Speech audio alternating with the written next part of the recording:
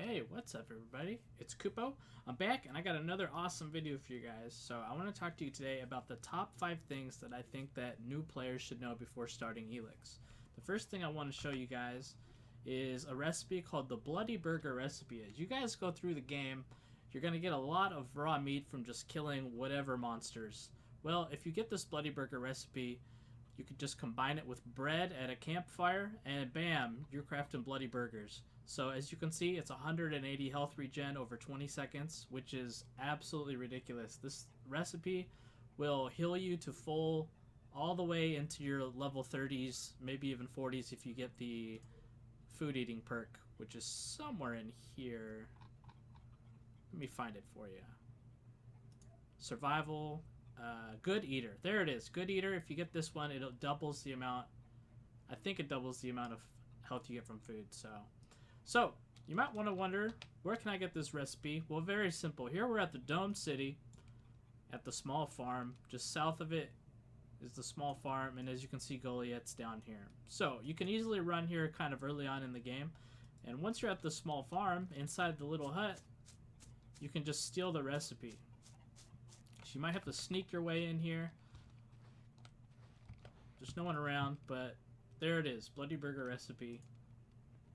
And you should be set for healing for the rest of the game. To get the bread, just a note, you're going to need bread to also craft it.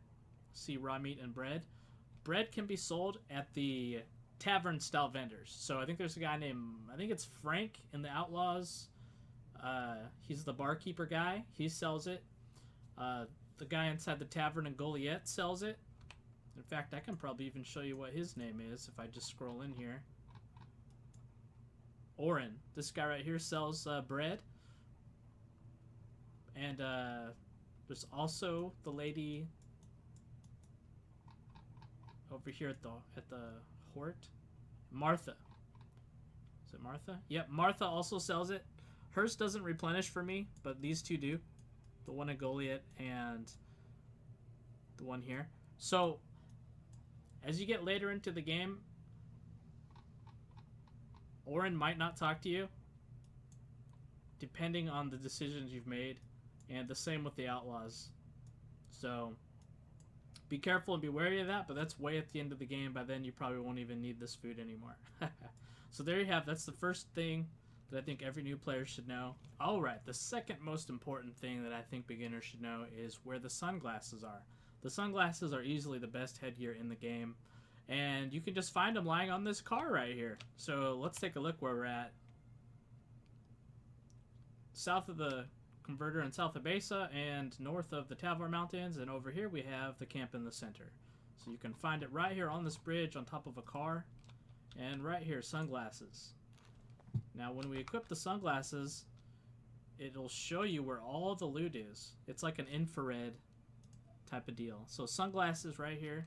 It says armor value 0, but many people claim that it has a 10 armor value that's hidden. So if that's true, then wow. So look, see how these are highlighted in blue, the antitoxin there. See these two pieces of loot inside this car? See how you see those two pieces of loot in the car? If I were to take the glasses off, can't see them anymore. See, they go away. Pretty sweet, huh? So look at that. You can see the loot everywhere. This is probably the most important item that I would say for new players. I went all the way through the game without these, and my god, I had quite a facepalm when I saw how good that these are. So, yeah, definitely want to get the sunglasses. Alright, the third thing that beginners should know about are the converters. Throughout the game, you're going to find converters that you're going to have to shut down. This is kind of one of the main story points in the game. So, like, here's a converter in Eden, and then up here you can see I'm at the converter in North Abessa.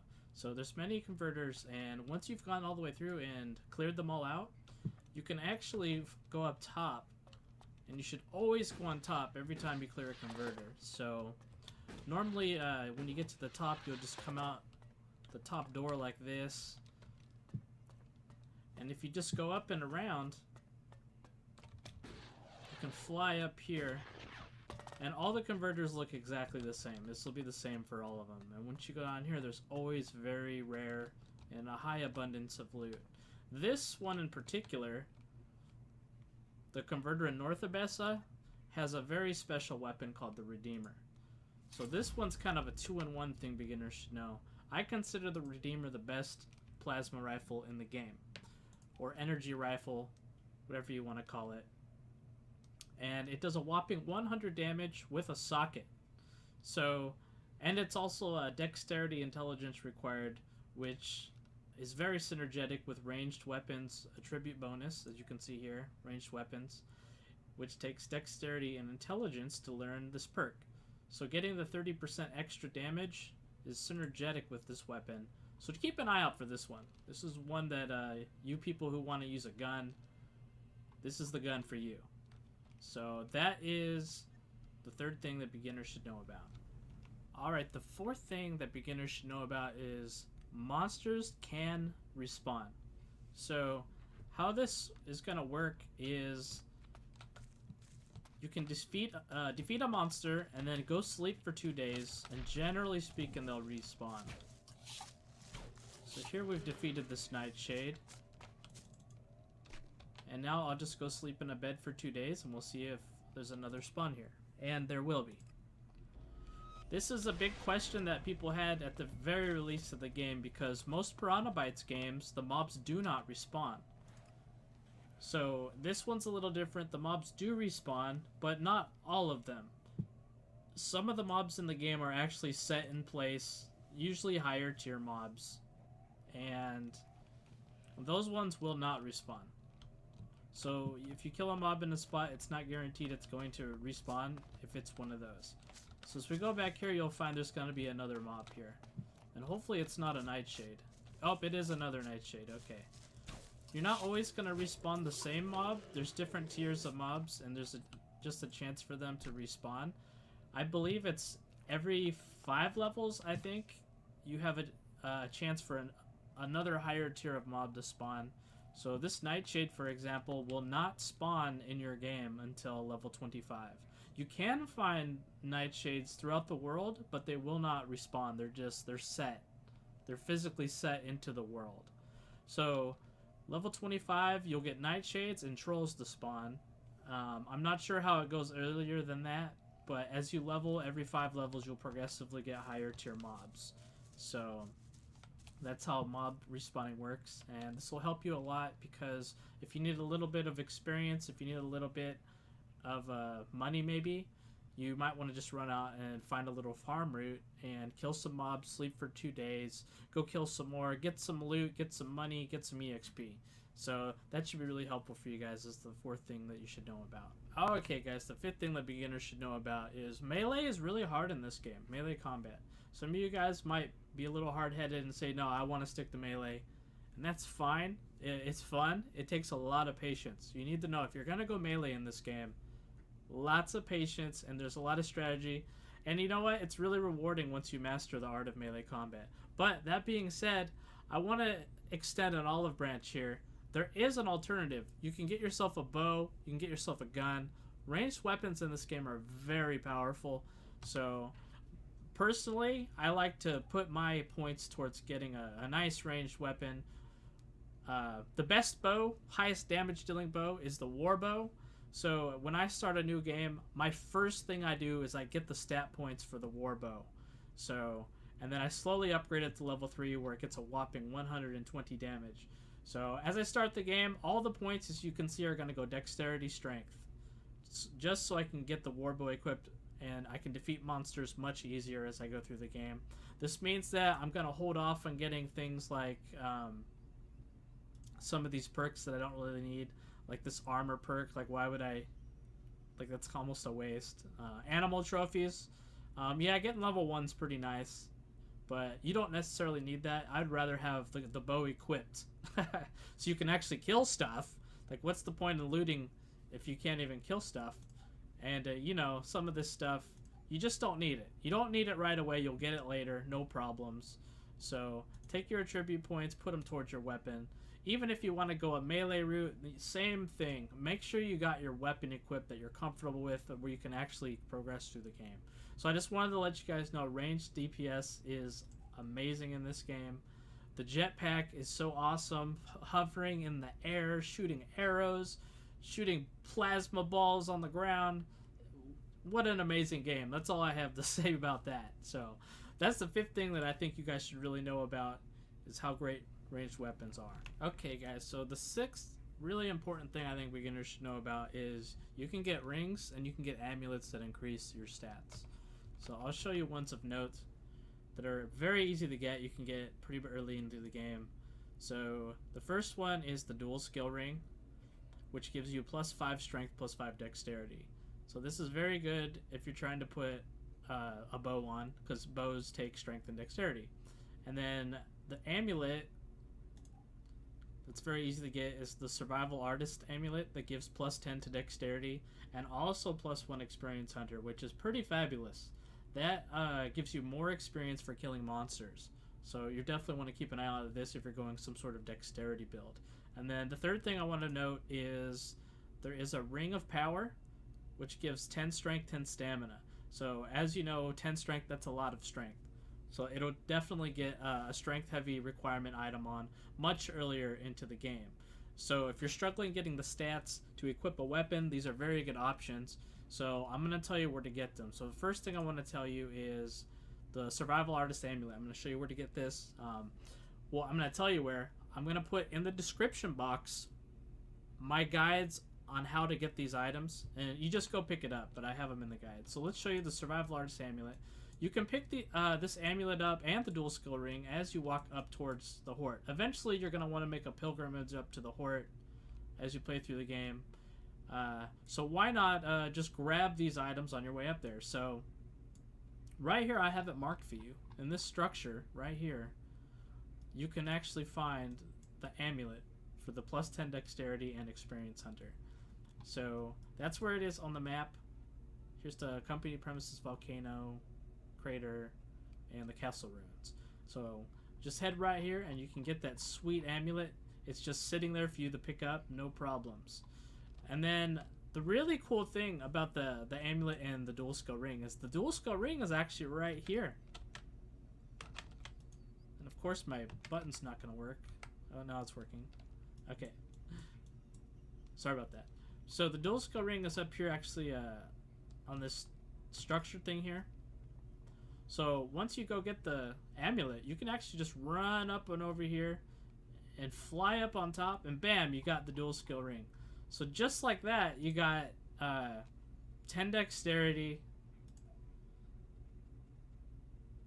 and then also another 5 dexterity and another 5 strength, just for running up to the Hort, basically. So this is something anybody can do at any point of the game. You could be level 1, doesn't even matter. You just run, pick it up. That's all there is to it. And then the last one I wanted to show you guys, the Ring of Power for the +10 strength. You can find that way down on a little island right out here. And I also have a guide video for that. I'm put these in the comments for you guys in the description box, no problem. So just southern cliffs. It's a little radiation zone. You got to jump in, grab it, and run out, no problems. You can do this early on in the game too. So this is just a very helpful tip for you guys early on in the game. You're trying to equip your weapons. You can't get them equipped because they take so many stat points. It's a very important thing to know. So hope that's helpful. Alright, the seventh and last thing I want to talk to you guys about are the Helix potions. So as you go through this game, you'll find them around a little scarcely, but you can craft the Helix potions. And why they're so special is because they give you a permanent increase to your attributes by 2. So as you see this Helix drink, if crafted, when you drink it, you'll get +2 attribute points. This is absolutely fantastic, but be warned, it will increase your cold. So that being said, if you're trying to get a certain dialogue or some different story elements of the game, sometimes having higher cold will change how the story actually works, believe it or not. So you have to be kind of careful. If you don't care about it, then it's no big deal. You can still beat the game and whatever. So the Helix drinks, very important. They require natural Helix and liquor.